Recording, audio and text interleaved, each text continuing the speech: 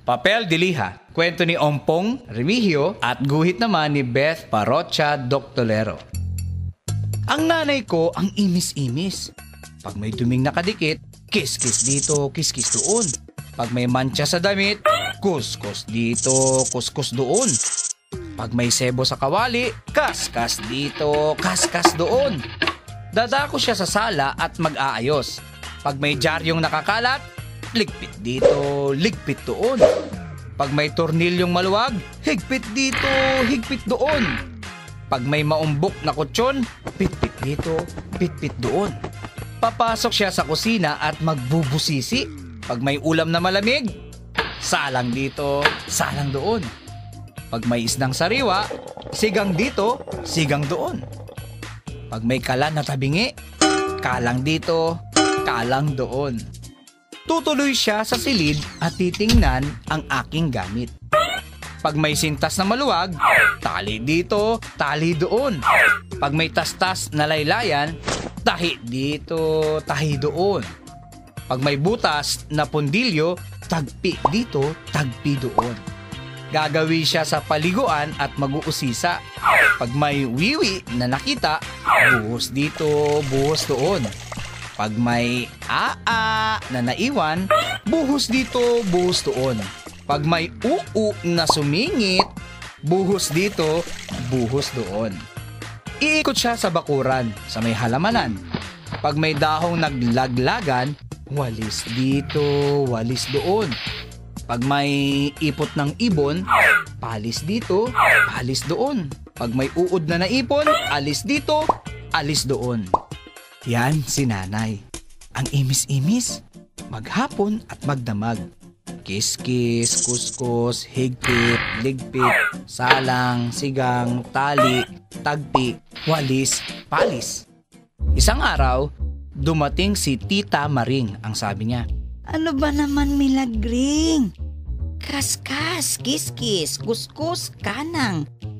Kiskas-kas, kiskis, kuskus. Kaya kumapalat gumaspang ang mga palad mo. Parang papel de liha na pang is-is. Hinay-hinay ka lang at magpalambot ng balat. At baka hindi nahawakan ni Turing ang kamay mo." Hindi nahahawakan ni tatay ang kamay ni nanay? Bakit? Ano ba ang papel de liha? Naghanap ako sa bahay ng papel de liha. Pero papel de hapon lang ang nakita ko. Pumunta ako sa tindahan ni Aling Epang at bumili ako ng papel de liha. Magaspang ito. Mahapdi sa balat. Gasgas ang kahoy sa isang kaskas. Nisnis ang damit sa isang is-is. Ganito nga ba kagaspang ang mga kamay ni nanay? Minsan, nilagnat ako at napilitang mahiga. Si nanay tumabi sa akin. Nang tumaas ang lagnat ko, punas dito, punas doon. Nang sumama ang pakiramdam ko, lunas dito, lunas doon. Nang sumakit ang mga buto ko, himas dito, himas doon.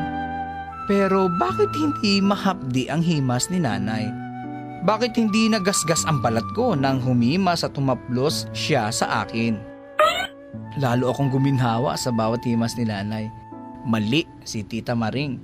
Hindi papel de liha ang mga palad ni nanay. Noong magaling na ako, nakita ko na naman si nanay na umiikot ng bahay. Pag di pantay ang laylayan ng kortina, lilip dito, lilip doon. Pag may bubuit sa silong, silip dito, silip doon. Pag may palay sa bigas, tahip dito, tahip doon. Pag may laruang nakakalat, kip-kip dito, kip-kip doon. Pag nabukulan ako, kap-kap dito, kap-kap doon. Pag may ligaw na kuting, kup-kup dito, kup-kup doon. Minsan, nakita kong magkahawak kamay sina nanay at tatay. Ang sarap tingnan. Mali talaga si Tita Maring. Hindi papel de liha ang mga palad ni nanay. Hindi papel de lihang is-is dito, is-is doon, kiss-kiss dito, kiss-kiss doon. Kaskas dito, kaskas doon. Pero hindi ko pa rin natiis na tanungin si nanay kung bakit nasabi ni Tita Maring na papel de liha ang mga palad niya. "Anak, makapal at magaspang na ang mga palad ko dahil sa katatrabaho. Ang sabi niya. Iniisip ko, pinalambot ng magagaspang na kamay ni nanay ang unan sa ulo ko, ang manok na nilaga, ang kutsyon sa upuan, ang mga medyas at kamiseta ni tatay, ang lupang batuhan, pati lumang pandesal lumambot din. Pumunta ako kay nanay at humawak sa mga kamay niya. Pakiramdam ko, kahit kailan, ayaw ko nang bumitiw pa.